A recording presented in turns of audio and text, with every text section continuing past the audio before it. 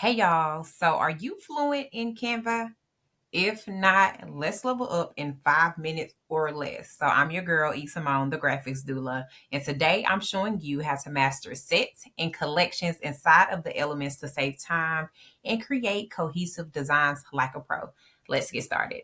So I am going to start a new page here just so you guys can see exactly what it looks like when I'm navigating. The first thing you want to do is navigate over here to elements, so right under your designs. And then once we're here, let's just say I'm looking for a font. So I'm going to say bubble font. What should happen is when you go to graphics, because it's going to pull up graphics, frames, photos, everything you can think of.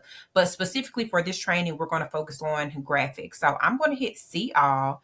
And once I hit see all, it's going to pull up, a variety of different ones.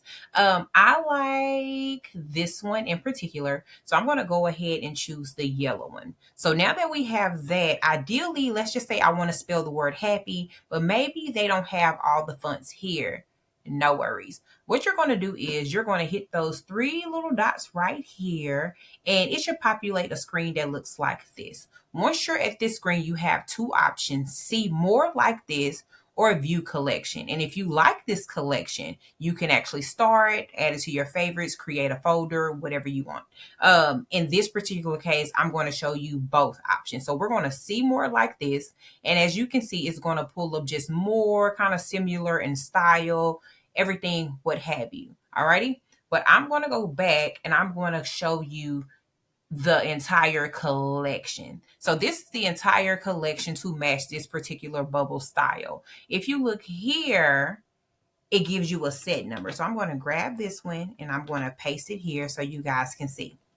So ideally, if I wanted to find this particular set without having to navigate through elements, I would clear this out.